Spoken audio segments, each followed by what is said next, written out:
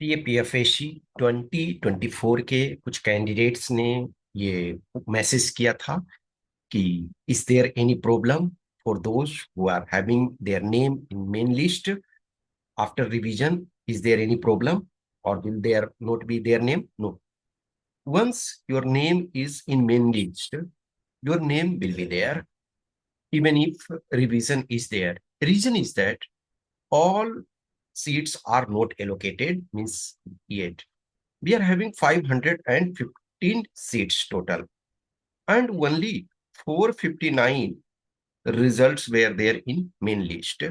So still we are having 56 seats. So अभी आपके पास 56 seats हैं। जो भी आपके कुछ होंगे, जो रिवाइज होंगे, वो उसको फिर आपका जो रिजर्व लिस्ट में जो अभी बचा हुआ सीट्स है वो उससे आपका जो है कंपेंसेट होगा। तो अभी जो आपका मेन लिस्ट में जिनका आ गया है, यस मे बी ऑर्डर आपका चेंज हो सकता है, किसी का ऑर्डर एक इधर उधर कुछ कुछ हो सकता है। हाँ, अब उसमें देखो फोर्स एलोकेशन में भी किसी को हो सकता था पॉसिबिलिटी ये कि किसी को कोई फोर्स मिल रहा था, लेट अस टेक कि सीआईएसएफ किसी को मिल रहा था। हो सकता है पॉसिबिलिटी ये हो कि उसको सीआईएसएफ ना मिले, दूसरा कुछ मिले। आपने आईटीबीपी चाहा था, बीएसएफ मिल सकता है। ऐसा आपका हो सकता है फ्यू लिमिटेड कैंडिडेट्स के साथ। लेकिन जिनका भी मेन लिस्ट में नेम है, यानी 459, उनके साथ कोई प्रॉब्लम नहीं होगा। आप इसको देखो, जो जनरल के टोटल सीट्स देखो तो 216 थे, ईडब्ल्यूएस के 54, ओबीसी के टोटल 127, एससी के 80 और एसटी के 38, यानी टोटल 515। और ये जो रिजल्ट दिया गया, जो लास्ट ईयर 13 जून 2025 को जो रिजल्ट आया था, उसमें 160 कैंडिडेट्स जो हैं वो जनरल में थे। और ईडब्ल्यूएस में देखो, अदर ग्रुप में देखो, जितने सीट्स हैं वो सबके दे दिए गए हैं। ईडब्ल्यूएस में 54 हैं तो 54, ओबीसी में 127 है 127, एससी का 80 है तो 80, 38 38, तो टोटल 459 का रिजल्ट दिया गया। अब ये रिजर्व पैनल जो है, रिजर्व पैनल में, तो रिजर्व पैनल में आप देखते हो कि डबल कैंडिडेट्स को रखते हैं। अब ये जो देखो डिफरेंस इसमें है 160 और ये आपका 56, ये 216, तो इसका डिफरेंस क्या होगा 56। तो ये आपका रखा गया। अब ये देखो ईडब्ल्यूएस में 12 कैंडिडेट्स को रखे गए हैं। ये इसका कारण क्या है कि जो ईडब्ल्यूएस में 12 कैंडिडेट्स ऐसे हैं जो अभी जनरल मेरिट लिस्ट पे हैं। ओबीसी में 37 रखा गया है क्योंकि 37 कैंडिडेट्स जो हैं वो आपके जनरल मेरिट लिस्ट में हैं। एससी में 3 कैंडिडेट्स जो हैं वो जनरल मेरिट लिस्ट में हैं, इस टाइप के जो रखे जाते हैं। ठीक है, तो जस्ट सोचो कि किसी का जो आपका ओबीसी में है, मान के चलो कि किसी को 70 रैंक आया, तो ऑब्वियसली वो जनरल में है। लेकिन सपोज करो कि उनको जनरल कैटेगरी से उनका फर्स्ट प्रेफरेंस नहीं मिलता है, तो ये क्या करेंगे, ओबीसी वाला सीट को ऑप्ट करेंगे। तो ओबीसी वाला सीट को जब ऑप्ट करेंगे तो वन जो है जनरल का सीट जो है वो ओपन हो जाएगा। उसी टाइप का किसी का 120 है ओबीसी में, तो वो यदि ओबीसी का ही सीट ऑप्ट करते हैं, उनका मिलता है, तो फिर ओपन हो जाएगा। सेम सिचुएशन ईडब्ल्यूएस में, सेम सिचुएशन जो है एससी और एसटी में। तो जो भी एक तरह से जो रिजर्व कैटेगरी वाले कैंडिडेट्स, अब सपोज किसी का मान के चलो टॉप 10 में रैंक है, लेकिन उनका एज जो है वो 25+ हो गया था, तो उनको तो कितना भी रैंक रहे उनको ओबीसी ही मिलेगा। लेकिन टॉप 10 में कोई कैंडिडेट है और उनका जो एज था वो 25 से कम था, तो 25 वही उनका पूरा नहीं हुआ था, और टॉप 10 में रैंक है या टॉप 20 या टॉप 30 में, टॉप 50 में सपोज, अब उनको फर्स्ट चॉइस जो ओपन कैटेगरी जनरल कैटेगरी से मिल जाते हैं। इसका मतलब क्या है, वो सीट जो है वो जनरल के लिए अब अवेलेबल नहीं होगा। तो सामान्य रूप से देखो तो जो भी है आपके पास, जैसा जनरल कैटेगरी है, तो जनरल कैटेगरी में मान के चलो कि डिपेंडिंग ऑन 22 24 या के आसपास सीट्स जो हैं वो उनको अभी मिले। तो किसी कैंडिडेट का यदि मेन लिस्ट में आ गया है, इवन इफ रिवाइज भी होता है, तो उनके नेम कोई प्रॉब्लम नहीं होगा। रैंक आपका चेंज हो सकता है, और कुछ का तो चेंज होगा ही रैंक, क्योंकि इधर उधर। और कुछ कैंडिडेट्स के जो होंगे, फोर्स जो होंगे, जो मिलना था वो चॉइस आपको नहीं मिल सकता है, ऐसा ये पॉसिबिलिटी है।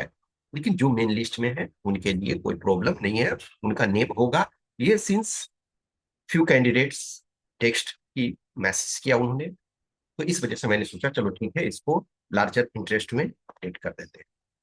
अब जो कैंडिडेट्स रिजर्व लिस्ट में होपफुल है, तो कुछ कैंडिडेट्स तो ऐसे होंगे ना जो रिवीजन होगा, तो जो अभी सपोज करो कि रिवीजन ना होता, तो जो होपफुल थे उसमें से कुछ लोग होंगे वो बाहर होंगे। ये देखो जीरो सम गेम है। Zero sum game, zero sum game में ये है ना कि किसी का बेनिफिट यदि है तो इक्वली जो है दूसरे का लॉस होगा। यानी वन कैंडिडेट यदि इन हो रहे हैं, तो वन कैंडिडेट जो प्रोबेबल थे वो आउट होंगे। ये पॉजिटिव सम गेम नहीं है। पॉजिटिव सम गेम में क्या होता है, आपका पॉजिटिव सम गेम में दोनों को एडवांटेज आपका हो सकता है। लेकिन यहां आपका जीरो सम गेम है कि एक कैंडिडेट एंट्री करेंगे तो दूसरे कैंडिडेट बाहर होंगे। तो जो रिजर्व लिस्ट में होपफुल थे कुछ कैंडिडेट्स के लिए, जो था कि यस मेरा हो जाएगा ये, तो उनका अभी डाउट हो सकता है।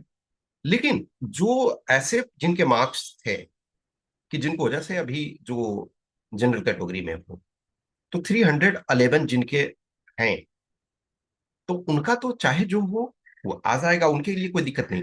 लेकिन अभी 310, सपोज करो 310 या 309, ये वाले भी होपफुल थे। तो इसमें कुछ लोग का तो ये प्रॉब्लमेटिक होगा ना, ये भी आपका प्रॉब्लम ये हो सकता है। सेम सिचुएशन जो आपके ओबीसी में, तो 308 है जिनका कोई प्रॉब्लम नहीं। किसी ओबीसी में ही कुछ ऐसे पर्सन हैं जिनका 310 है, तो वो आपके अभी उनका ओबीसी में वो ट्रीट हो जाएंगे, ठीक है ना। तो फिर ये पॉसिबिलिटी ये होगा ना कि सपोज करो कि इसमें भी कुछ ऐसे होंगे वो जनरल वाले में आ सकते हैं अभी। तो जो कैंडिडेट्स रिजर्व लिस्ट में होपफुल है, तो कुछ के तो इम्पैक्ट होंगे, क्योंकि एक नया कैंडिडेट इंटर करते हैं तो दूसरे को नुकसान तो होगा ही, और ये नॉर्मल है।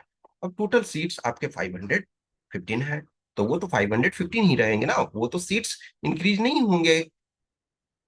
तो ये चीज ध्यान रखना।